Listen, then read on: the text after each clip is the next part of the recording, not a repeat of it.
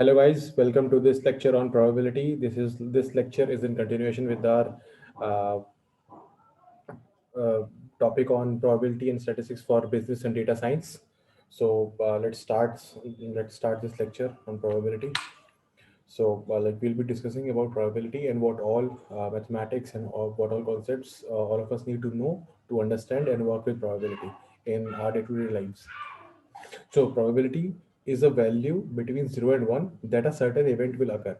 So as we discussed in the last lecture, probability just assigns a number to the chances of any event happening or not, right? So will you come to play tomorrow? Are you 100% sure, 50% sure, 20% sure, 30% sure? So like that. So if you want to, if you assign a number, a mathematical number, or a value to the chances of happening or not happening of an event, we call this probability. So its value, the value of probability lie between 0 and 1. So probability of 0 means event is not happening. There is no chance of that event happening, and probability of 1 means like there are 100% chances of that event happening. For example, the probability that a fair coin will come up heads is 0.5. So if you take a coin, the probability that you get heads is zero point 0.5. Mathematically, we can write this thing as P in brackets E of heads is equal to 0.5. So here P stands for probability, and in the bracket is the event. In bracket, we are writing E heads, means the event is heads. Event is equal to heads. Okay, so this way, right? E heads means probability of getting a head is equal to 0.5. That means there is 50% chance of getting a head when I toss a coin. Okay, so in the above heads example, the act of flipping a coin is called a trial, right? So in probability, whatever the all the events can be like all the events are the uh, main thing for which we want to associate a probability to, and the each of the happening or any instance of such events are called a trial. Okay, so the task of flipping a coin or the act of flipping a coin is called a trial. Okay, so when I do a trial, so I can get either a head or a tail, right? So my event will be getting a head or a tail, and my trial is flipping act of flipping the coin. Okay, so over very many trials, a fair coin should come up heads half of the time, right? So if you flip a coin a large number of times, that means to say maybe like 1,000 times or maybe say 10,000 times, then for all those 10,000 times or 1,000 times, there are very high probability that half of the times you will get head and half of the time you will get tails. Okay, so if a fair coin trials have no memory. Okay, so if you are flipping a coin and you get heads 5 times in a row, that doesn't mean that that particular coin, in that particular coin, the probability of getting heads is more than 50% or is more than zero point 0.5. Okay, so you can get 10 times or 20 times, or you can like at least like 50 times in a row you can get heads, but still that does not make that coin to have the probability of getting ahead more than zero point 0.5. Okay, so this concept of probability is generalized or is designed on a number of trials or multiple trials. So when you go like around 1,000, 10,000, or even more than that trials, then you will understand, then you will see that half of the times heads come up and half of the time tails come up. Okay, so you can't think of a series of independent events as needing to catch up to the expected probability. Okay, so what are independent events? So if I toss heads once, and I toss a head, if I toss, I'm tossing a coin. So in every toss, whatever the outcome is, that particular outcome is independent of the previous toss or the next toss. Okay, so every time you're tossing a coin, the outcome does not depend upon the previous outcome or the next outcome. It is always independent. It does not depend on the what came before or what is going to come after. Okay, and each trial is independent of all others. Now, what is experiments at a sample space? Each trial of flipping a coin can be called an experiment. Okay, so when I'm flipping a coin, we will call this particular act as an experiment. Each trial is called an experiment. Each much mutually exclusive outcome is called a simple event. Okay, mutually exclusive. Now what mutually exclusive means here is, so mutually exclusive means, uh, so if I am mutually exclusive means not happening, cannot, not happening together. Okay, so if I toss a coin, I get a head, then there is 100% chance I cannot get a tail, right? So if I toss a coin, I get head, then that means I cannot get tail, right? So I cannot get head and tail together in one coin, so that means it is mutually exclusive. So each mutually exclusive outcome, so outcome is getting a head or a tail, is a simple event. The sample space is the sum of all, sum of every possible simple event. Okay, so suppose in our example, if I toss a coin, the output can be head or a tail, right? If I toss a coin once, so my sample space is this is my sample space, head or tail. Either I will have a head or I will have a tail. So we enclose them in curly braces, right? And a simple event is, suppose I toss a coin, I get a head, so this is a simple event. Suppose I toss a coin, I get a tail. That's a simple event. My sample space is collection of all the possible outcomes, simple events. Okay. So what are simple events that I can get in tossing a coin is either head or tail. So there are only two possibilities. This is my sample space. Sample space means what are the possible outcomes that my experiment can have. Okay. So in our example, it can have only two possible outcomes, either head or tail. And what is a simple event? So if I toss a coin, I will get either head or tail. So this particular one head or one tail is going to be a simple event. And we will call this task of flipping a coin as uh, experiment, right? So next, let's consider tossing a uh, rolling a die, right? So we will understand what experiment is and what is a sample space. So let's consider rolling a six-sided die, right? A die looks like this. We were rolling a die, and one roll is an experiment. If I roll it once, it is called one experiment, right? Each rolling event is a experiment. So the simple events are, so what are the simple events? Simple events are any outcome of a particular event, right? So a simple outcome can be either I can get one, or I can get two, or I can get three, I can get four, I can get five, or I can get six. These are the simple events that can happen. Therefore, the sample space becomes what? Sample space S is equal to a collection of all the possible simple events. So what are simple events? I can get either one, two, three, four, five, or six, right? Now, the probability that a fair die will roll a six. Now, we are talking about a fair die. Fair die means there is the probability of getting a number from 1 to 6 is all equal. That is, uh, it is not, it's a fair die. It's not a fake die, or it's not a false die, right?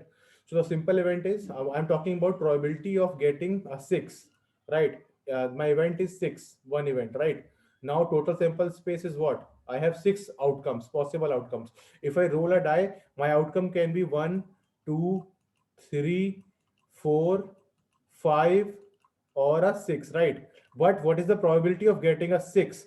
So the probability of getting a 6 is 1 by 6. Why? Because 6 can only 6 can come up. So there, what I want is 6, and what are the total chances that can happen is 6, right? So I want, so whatever the my preferable outcome, that is getting a 6, is only one out of the 6 chances, one out of the 6 simple events, right? So by the definition of probability, the probability of getting a 6 is number of favorable outcome upon total number of outcome, that is 1 by 6. Okay, we'll make it clear in the next examples, right? Suppose a company made a total of 50 trumpet walls. So this is a trumpet, and these are the walls, trumpet walls, right? So a company makes a total of 50 trumpet walls. It is determined that one of the walls was defective. One of the walls was defective. If three walls go into one trumpet, what is the probability that a trumpet has a defective valve, right? So like this thing is called a valve, and one trumpet has three of these valves like this, right? And a company made a total of 50 trumpet valves. A company made 50 trumpet valves, and one of the valves was defective. One out of the 50 valves was defective, right? Then we have to figure out that what is the probability that a trumpet has defective valve. So calculate the probability of having a defective valve. So the formula for probability is favorable outcome, like what the outcome that we want and the total number of outcome. This is the favorable outcome because the company said because it is in the question, it is given that there is only one defective valve. So one defective valve and total valves they made were 50. So probability of a defective valve is equal to 0.02, right? Then we want calculate the probability of having a defective trumpet, because a trumpet has three valves. So probability of getting a defective trumpet is equal to 3 into probability of defective valve. Okay, is equal to 0.06, right? 3 into probability of defective valve, because a trumpet has three valves, right? Next, so this is what we want to calculate. We want to calculate what is the probability that a trumpet has a defective valve, right? So first we find out what is the probability of having a defective valve. So the probability that a particular valve is defective is 0.02, right? And the probability that a trumpet is defective is 3 into 0.02, that means a 0.06. So there are only 0.06, that means only 6% chances that a particular trumpet made by the company is defective, right? So that means 6 out of 100, only 6 out of 100 trumpets are defective, right? This is how we can understand the concept of probability in case of a actual example. Okay, now let's look at permutations. So permutation of a set of objects is an arrangement of the object in a certain order. Okay, so suppose you want to arrange certain things in a particular order. Okay, so what are the different ways in which you can do it? Arrangement. So permutation is all the ways of arrangement. Okay, all the possible ways of arranging certain things together, right? So the possible permutations of letters ABC is ABC, ACB, BAC, BCA, CAB, or CBA, right? So only these three letters, if you want to arrange, there are six possibilities, right? Six ways of arranging, or we can say six possible ways, six possible permutations. Permutations means the ways, total number of ways of arranging something. Okay, so for simple experiments like ABC, we calculate the number of possible permutations as n factorial, right? Suppose you want to arrange ABC, so what are the different ways? We can find out by doing n factorial. So ABC means three items. So there are three, n factorial is equal to 3 factorial is equal to 3 into 2 into 1 is equal to 6 permutations. So there are 6 ways in which we can arrange ABC. Right. So you can also take a subset of item in permutations. So the number of permutations of a set of n objects taken R at a time is given by the following formula. Okay. Suppose you have 10 numbers, 1 to 10, and you want to arrange only 5 of them. Then there are in how many ways you can arrange these 5 letters, these 5 numbers out of those 10 numbers. So if you want to arrange R numbers out of R objects out of n objects, then this is the formula you should use. It is called NPR. Okay, is equal to n factorial divided by n minus R factorial. Okay, in this way you can arrange R objects taken out of n objects. Okay, so the number of permutations of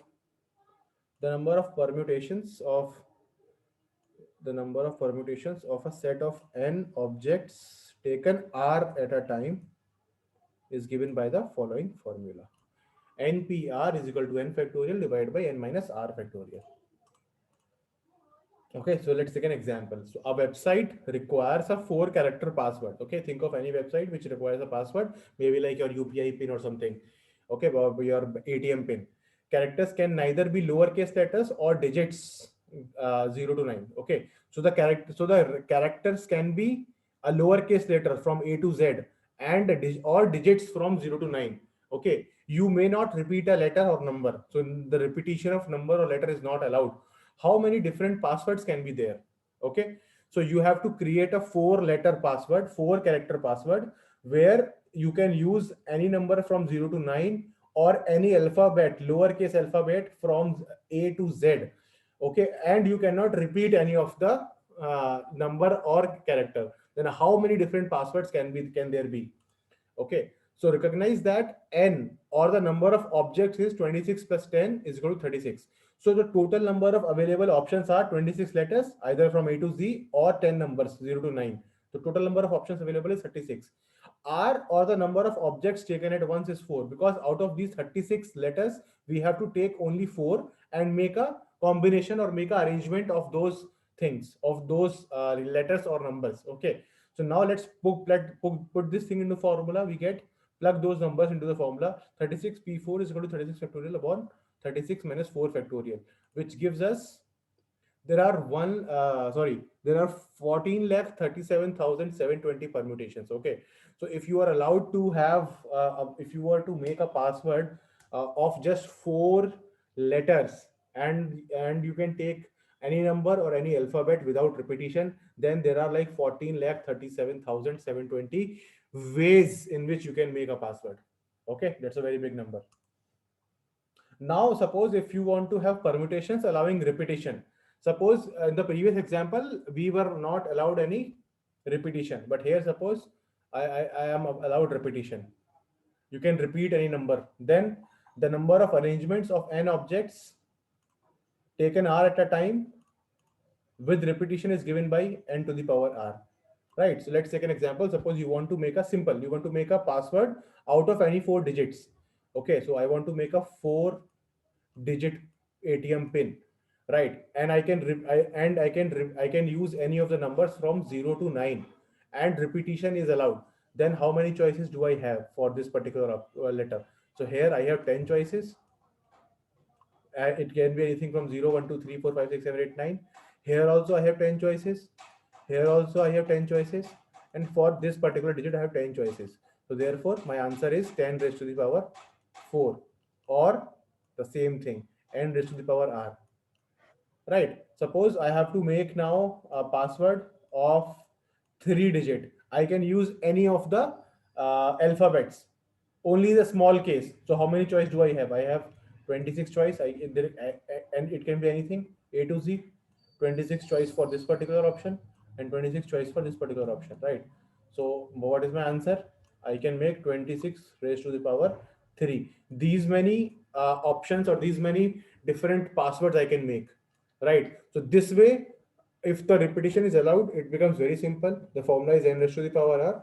Otherwise, the formula is the same that we saw in the previous slide. Right. So now it is our example. Next example. How many 4-digit license plates can you make using the number 0 to 9 while allowing repetition? This is what just we saw now. Right. Same question. You have to design the number plates, 4-digit license plates, and you can use numbers from 0 to 9, and the repetition is allowed. Then you know the answer. It is 10 raised to the power 4, 10,000 permutations. Okay. Nice. Let's look at all the formulas in one slide, right? So total permutations of a set n. So there's a set of objects which we want to arrange. They can be numbers, they can be letters, they can be anything. Then the total set of permutations is, like, if we want to arrange all of them, then the answer is n factorial. Okay. The permutation taken are at a given at a time given set n. Suppose out of those n, I want to arrange only r objects. Then my formula becomes this: npr is equal to, without repetition, n factorial divided by n minus r factorial. Permutations taken r at a time given set n with repetition, it becomes n raised to the power r. This is all what we discussed. Now we talk about combinations. Okay. So unordered arrangement of objects are called combinations. So unordered. So all those combinations or arrangements in which the order is not important. For example, if you are picking a team of players, right? So you want, for badminton, you are taking 2 players out of 5 players. Then you take Ram and Sham and Ram, both are same. So the order is not important. So we are not interested in the order, but we are interested in the combination. Okay. So unordered arrangement of objects are called combination. A group of people selected for a team are the same group, no matter what the order is. Okay. So you take Virat Kohli and Sir Jadeja, or you take Sir Jadeja and Virat Kohli, both are same. They are not two different teams. They make up the same team.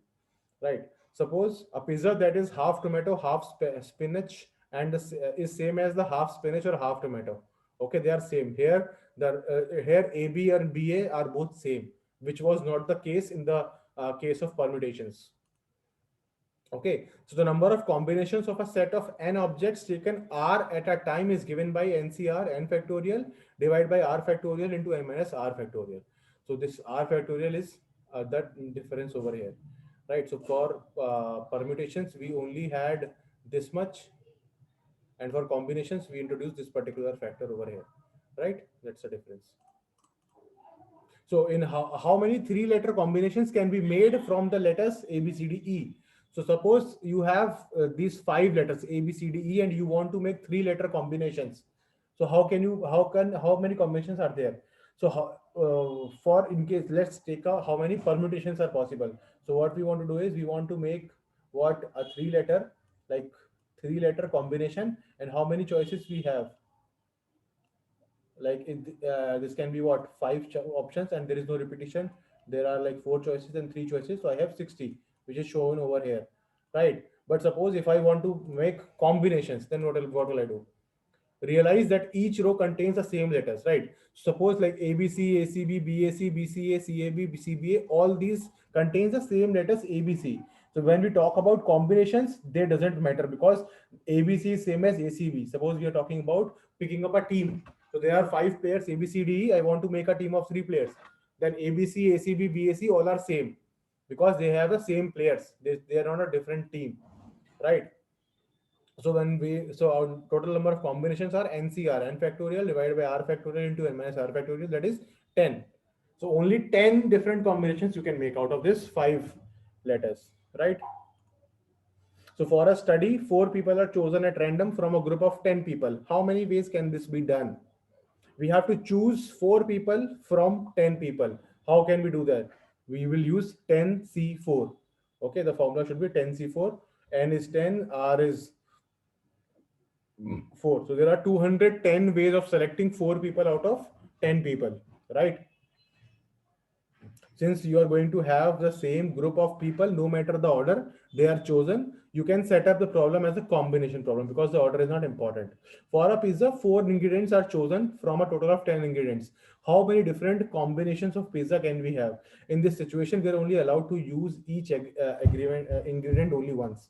Okay, so we have to like we have four ingredients of pizza out of 10 ingredients. So how many different pizza combinations can we have based on these four uh, ingredients, right? So basically we have to find the combination of four ingredients from 10 ingredients. Okay, so same as before, there will be 210 different types of pizza because this is the same thing. We want to select four different ingredients from 10 ingredients. Okay, but what if they are allowed to repeat the ingredients, right? So suppose in the previous example the repetition was not allowed, but suppose if the repetition is allowed, then what will be the change, right? So the formula becomes like this. With repetition, the formula becomes like n plus r minus 1 cr, n plus r minus 1 upon r, and minus 1 r factorial. Okay, so this is the formula when repetition is allowed. This is just for your knowledge that you should be knowing if you encounter such a problem where you have to choose r objects from n objects with repetition allowed, then you can use this formula. Okay. So for a pizza, four ingredients are chosen at random from a possible 10 ingredients. How many different pizza toppings combinations are there allowing repetition? If repetition is allowed, then we will use this particular formula which we saw just now, and we will have more options, right? Because repetition is allowed, right? So combinations with or without repetition. So if you are talking about without repetition, we will use this particular formula. If we are talking about with repetition, then we will talk about this formula, right? So with repetition means like I can pick three people for the same team, right? A, B, B, B, C, C, C, right? So this is like the formula. If you want to do it in Excel, then there are formulas available for you to do the same thing in Excel. I should recommend you guys to go ahead and try this out with starting with smaller numbers, then gradually increasing the number. Okay. Now we talk about intersections, unions, and complements. Okay. Right. So in probability, an intersection describes the sample space where two events both occur. Okay. So intersection means just like in normal terms, intersection is a place where two roads meet or more than two roads meet. Okay. So if I talk about tomorrow, what is the probability of if we are talking about any event like uh, your football match tomorrow and it is going to rain tomorrow. right? So there's a possibility, right? So if there can be a chance where you are going to play football tomorrow and there is also rain also happening tomorrow. So for such events which can interfere, we have this term called intersection. Consider a box of patterned and color balls, right? So 9 of the balls are red, so all these are red balls, and there are 9 balls which are striped, right? Now there are we have some kind of so there are 9 balls red, they are red balls, and there are 9 striped balls, right? So these are striped balls. Now this is red striped ball, these are green striped ball, right? So there are kind of an overlapping or intersection that we can see, right? So 3 of the balls are both red and striped, right? So these 3 balls are also red and they are striped, so they are the common intersection. So this thing is the red balls, these are the striped balls, right? So there is an intersection of these 3 balls. So what are the odds of a red striped ball, right? So what are the odds? That means what is the probability of getting a red striped ball, right? So what are the getting a so what is the probability of how, if suppose you want to find out what is the probability of getting a red striped ball, right? So to solve such kind of problems, we will have to look at the concepts of intersection, sets, and unions. Okay, so if we assign A as the event of red balls and B as the event of striped balls, the intersection of A and B is given as A intersection B. So A inverted U means the symbol for intersection, and B. So A is my red balls and B are my striped balls. So when I talk about intersection, I will use this symbol inverted U. Okay, A intersection B. Note that the order does not matter, because like red and striped balls or striped or red balls, same thing. They will give me the same output. Okay, the probability of A and B is given as probability of A intersection B, right? The probability of A and B, like both A should be true and B should be true. Okay, as we have learned in like Python programming, and means this also true and this also true. That means the ball is red and the ball is striped. That means only this particular column, these 3 balls we are talking about. It is written as probability of A intersection B. In this case, probability of A intersection B is 3 out of the total number of balls. So 3 balls are red and striped and divided by total number of balls. So for getting the formula of probability, it is simply but your favorable outcome upon total number of outcome. Okay, simple. The union of two events considers if A or B occurs and is given as A union B. Union means just normal U. Okay, so union means A or B, like either A or B, right? Suppose I want either a red ball or a striped ball. So red ball will give me this, striped ball will give me this, right? A union B. Note again, the order does not matter, because either red or striped or red, both are same.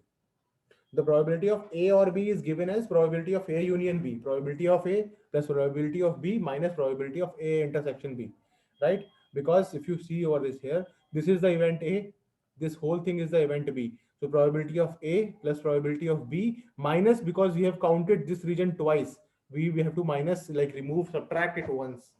Okay, in this case, probability of A union B is equal to 9 by A, like 9 times the red ball plus 9 the striped ball minus 3 times 3 the common balls. Okay, is 1. So here in our case, the probability of getting A union B is 1. Why? Because the event A is getting a red ball, event B is getting a striped ball. So out of all these balls in this example, if you take any of the balls, you will always get either a red ball or a striped ball. That's why the probability of getting A union B is always 1. Suppose you are tossing a coin and your friend says, find the probability of getting a head or a tail. So what is the probability? It is 1, because every time you toss the coin, either you will get head or you will get tail. So the probability of getting this head or tail is always 1. Okay. The complement of an event considers everything outside of that event given by A complement. Okay, so this little bar or this little dash over A is called A complement. So it means not A. Okay, so if I'm talking about this particular event, then not A is the all of the remaining part, right? So suppose this is my event A, right? This is my event A. Then every event out of this is not A, right? So out of A is this particular thing. So everything out of A is not A, right? So not happening, not head.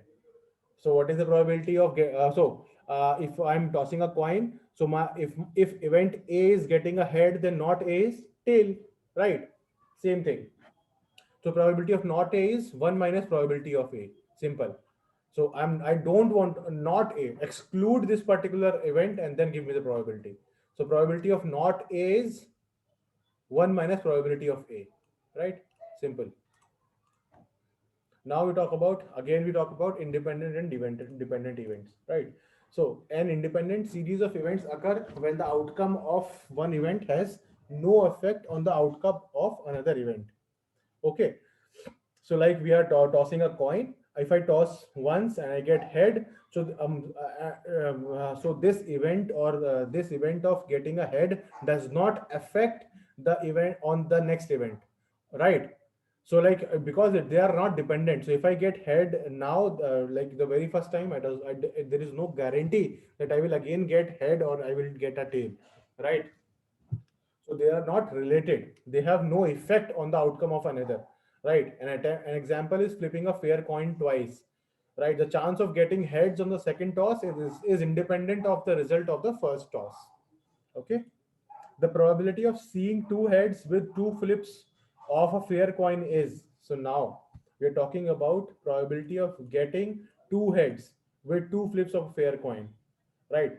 So what are the total outcomes? So like first toss I can get a head, second toss I can get a head, right? This is my favorable outcome. But what are all the possibilities? I can get head on the first, tail on the second.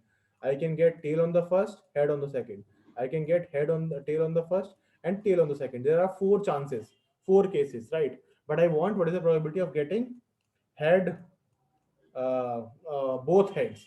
So it will be probability of head 1 into probability of head 2. Probability of head 1 is what? 1 by 2 into 1 by 2. Or I can directly say it like probability of HH is 1 and total events are 4, right? 1 by 4. So a dependent event occurs when the outcome of a first event does affect the probability of a second event. Okay. So so let's say if you, so we are talking about an event where you are sick and you have a match, a football match tomorrow. Okay, simple example. So if you are sick, you cannot play football tomorrow, right? This is simple logic. So here the event of you falling sick is affecting your probability of playing football tomorrow, right? So these two events are not independent, they are dependent events, because the probability of you playing football tomorrow depends upon the probability or the event of you falling sick today. Okay, if you don't fall sick, then it is fine, you can play or not play, that's up to you. But if you fall sick today, then definitely you cannot play football tomorrow. So similarly, there are a lot of other events where one event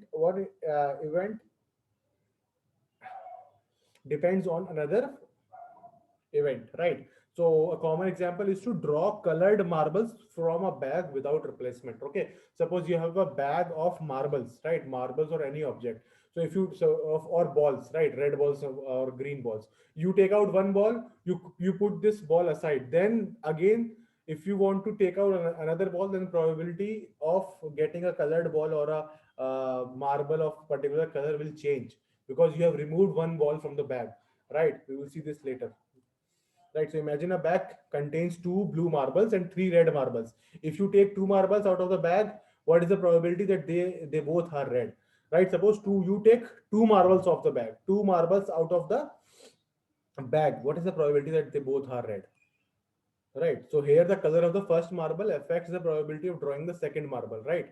Because if I take out the first marble, so the taking out a probability, so the probability of drawing a first red marble is easy because there are three red marbles and there are total five marbles. So if I want to pick up red first, right, the probability of picking a red marble is 3 by 5. But now the probability of drawing a second red marble, given that the first marble was red, is written as probability of R2 given R1. This dash means given. So you draw a second red marble when the after drawing a red marble first. Okay, so R2 means drawing a red marble second draw. And R1 means drawing a red marble on the first time.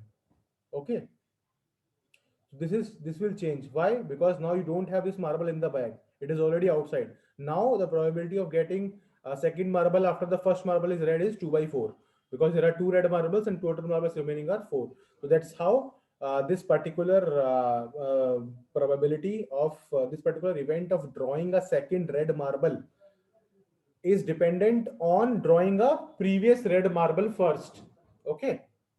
So the probability of two red marbles is probability of R1 multiplied by probability of R1 intersection R2 is equal to probability of drawing a red marble multiplied by probability of drawing a second red marble after you have drawn the first red marble, given that the first drawn marble is red. Okay. So 3 by 5 is the probability of drawing a marble, first red marble. Second, and multiplied by 2 by 4 is the probability of drawing a second red marble after you have already drawn a first red marble. Okay, so this probability is not dependent, is dependent on this particular probability. Okay, this particular event. Now we talk about something called as conditional probability. Okay, the idea that we want to know the probability of event A given that the event B has occurred is called conditional probability. Okay, so now we are having a condition in our probability, right? That's why it's called a conditional probability. So I want to know the probability of you playing football given that you were sick yesterday. Okay, so like on a Saturday you fall sick and on a Sunday you have a football match. Now I want to know of the probability of you playing football on a Sunday when you fall sick on a Saturday. Okay, so as we discussed, it is zero because if you fall sick you cannot come to play football. Right, so this is written as A given B. So probability of A given B. So like this B event has already happened. So I want to talk about what is the probability of this event A when B has already happened in the past. That's so my condition is tell me the probability of A happening when B has already happened. Okay. So going back to the dependent events, the probability of drawing two red marbles is probability of R1 intersection R2 is probability of R1 multiplied by probability of R2 given R1, right? So the conditional in this equation is this one, probability of R2 given R1. Okay, because this is the R case because I want to have two red marbles. Okay, this is possible only when I draw a second red marble when I have already drawn one red marble. Okay. So rearranging the formula, this gives us probability of A given B is equal to probability of A intersection B given by divided by probability of B. So I want to find out a formula for this particular probability, right? So I want to find out a formula for this thing.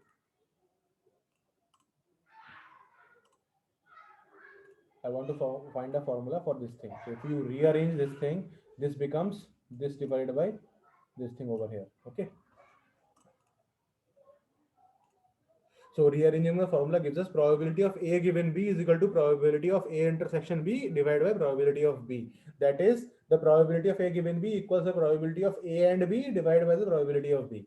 Okay, right. Let's take an example. A company finds that out of every 100 projects, 48 are completed on time, 62 are completed under budget, and 16 are completed both on time and under budget.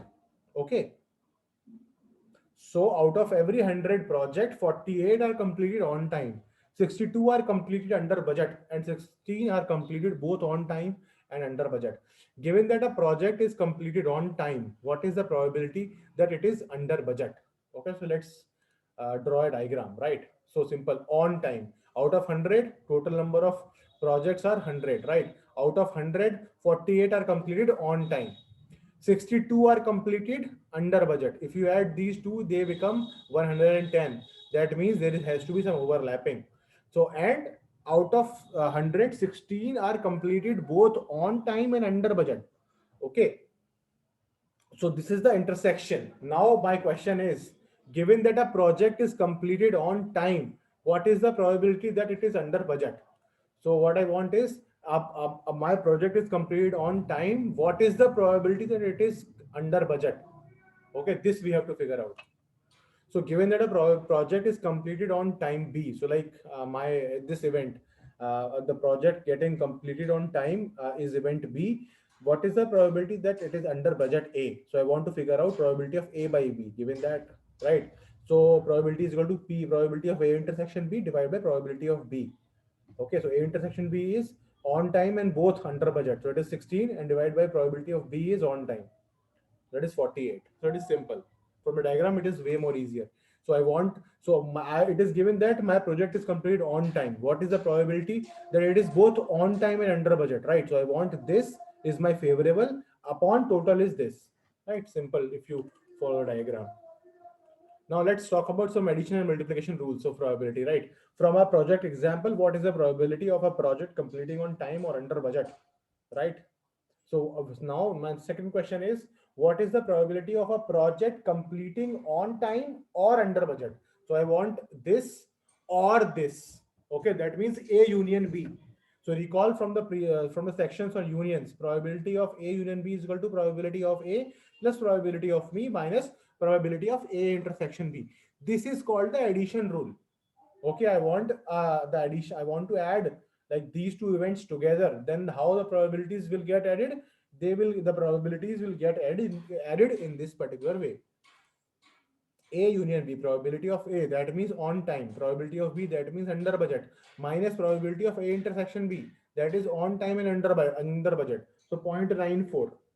Okay, so probability of A union B is 0.94, right?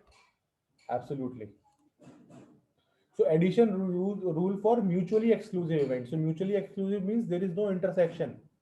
This is the best explanation for mutually exclusive, right? Suppose you do, if you are going for choosing a plan for your mobile phone, right? So either you take a plan A or you take a plan B. You cannot take an intersection of these two plans because it is not available. So mutually exclusive events means they have no intersection.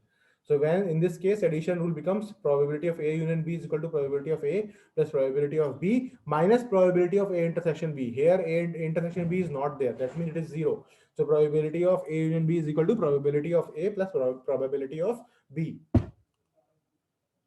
For the section on dependent events, we saw that the probability of A and B is probability of A intersection B is equal to probability of A multiplied by probability of B given A. This we have seen before for dependent events. Okay, this is called the multiplication rule. So given a standard deck of 52 cards, what is the probability of drawing 4 aces? Right? It is a good question. Suppose you are playing cards and what is the probability of drawing 4 aces? Right? So suppose you, so like A is the event of drawing the first ace, B is drawing the second ace, C is the event of drawing the third ace, D is the event of drawing the fourth ace. Right? So the complete probability that you want is probability of first ace intersection second ace intersection third ace intersection fourth ace, right? So is equal to probability of A, like the first ace, then probability of second ace given the first ace multiplied by the probability of third ace given the first and the second ace multiplied by probability of the fourth ace given that the first ace, the second ace and the third ace. Okay, it is simple. So for drawing one ace, the probability is 4 by 52. For drawing the second ace, when you have already drawn the first ace, the probability is 3 by 51 because you have only 3 aces remaining and 51 cards. Then you have the probability of drawing more aces is only 2 aces are remaining and 50 cards are remaining. And the last one is one, there is only one chance. So this is like 1 out of 2,70,725 times you will, you can see this, okay, event. It's a good question. Now we look at what is Bayes theorem. It is a very important theorem that is like used in all of the machine learning and artificial intelligence all over. Right. So we have already seen conditional probability. Probability of A given B is equal to probability of A intersection B divided by B, provided that B probability of B is greater than zero, because it cannot be zero, then it becomes undefined. Probability of A intersection B is equal to probability of A multiplied by probability of B given A. Okay, provided that probability of A greater than 0, right? Yes. So now we can combine these two conditional probability formulas to get the Bayes theorem. The Bayes theorem says probability of A given B is equal to probability of B given A multiplied by probability of A divided by probability of B, provided that probability of A and B both are greater than 0. Right? So Bayes theorem is used to determine the probability of a parameter given a certain event. Okay, so that it is the general formula is probability of A given B is equal to probability of B given A multiplied by probability of A divided by probability of B. Okay, let's take an example. So to make things more clear, a company learns that out of 500 of their products, A company learns that 1 out of 500 of their products are defective, or 0.2%. Okay. The company buys a diagnostic tool that correctly identifies a defective part 99% of the time. If a part is diagnosed as defective, what is the probability that it is really defective? Right. So there is a company which manufactures a product, and a 1 out of 500 products is defective. Right. And so the company buys a diagnostic tool or any machine to check, to identify whether a part is defective or not. And that machine has an accuracy of checking 99% time. Right. So if a part is diagnosed as defective, what is the probability that it is really defective? Okay. So let's try to look at this way. First, let's look at by formula y. Suppose I want, this is the formula for Bayes theorem. We want the probability of being defective if testing positive by the diagnostic tool. Probability of B given A is probability of testing positive if defective. And probability of A is probability of being defective. Probability of being is probability of testing positive, right? So probability of B is probability of testing positive. P true positive plus P false positive. Probability of B given A multiplied by probability of A plus probability of B given not A multiplied by probability of not A, because the diagnostic tool can give a false result also. Okay. So for a defective product, it can say it is correct, and for a correct product, it can say it is not, it is defective. Okay. So we have to take this all into account. So by putting all the probabilities in place, we get this answer: A by B is equal to 1.165. Right. Now let me show you by graph. Right. So suppose a company makes a product. Right. So this is my company. It makes a product. The product can be defective or not defective. So let's say it is defective or not defective. Right. It says defective is only 0.2%. Rest 99.8% it is not defective, right? Then if a product is defective, they have a device to check whether it is defective or not, right? So now they will check both things, positive and negative, right? So test is positive, test is negative, test is positive, test is negative, just like corona test. Okay. A defective product, if machine test 99% of the time, it will say yes. Point 0.9, this should be 0.98, sorry, because we are talking about probability, no? So it is 0.98. This has to be 0.98, right? So if a product is defective, 99% time it will say it is positive, like it is defective, the tool. If it is not defective, then 0.01 time it can say it is, sorry, it is 0.02. It is 0.02. Then it becomes 0.8. Yes. So it becomes 0.01. It will say it is not defective. And if the product is not defective, then also it can say like 0.01 times that it is positive, and 0.9 times, 99 times it will say it is not defective. Okay, that's the accuracy. So now I want, my question is the probability of being defective if testing positive. So I want it is positive and it is defective like this. So I want to follow this chain, right? So I want my product is, let me just undo. I want, I want to follow this particular case, that my product is defective, it is tested defective, and it is manufactured defective, right? So I will follow this trend by following the Bayes formula, right? So what is the probability of getting, I will go ahead with probability of testing positive if defective.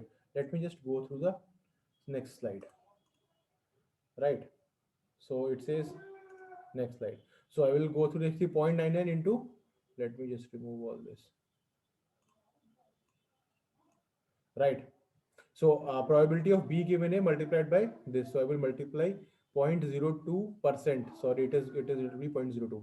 So I will do 0.99 multiplied by 0.02 like this, right? And I will divide in by all the positive cases. I can get a positive test for a defective product. I can also get a positive test for a non-defective product 0.1 times. So I will do 0.99 multiplied by 0.002 divide by 0.99 0.002 plus 0.01. That means this particular thing 0.01 like it gets for the positive test of a non-defective product 0.01 multiplied by 0.998, right? So this way I get a positive result. Now if you So now a positive test has a 16.5% chance of correctly identifying a defective part. Okay. So even after that, using the device, that particular device has only 16.5% chance of correctly identifying a defective part.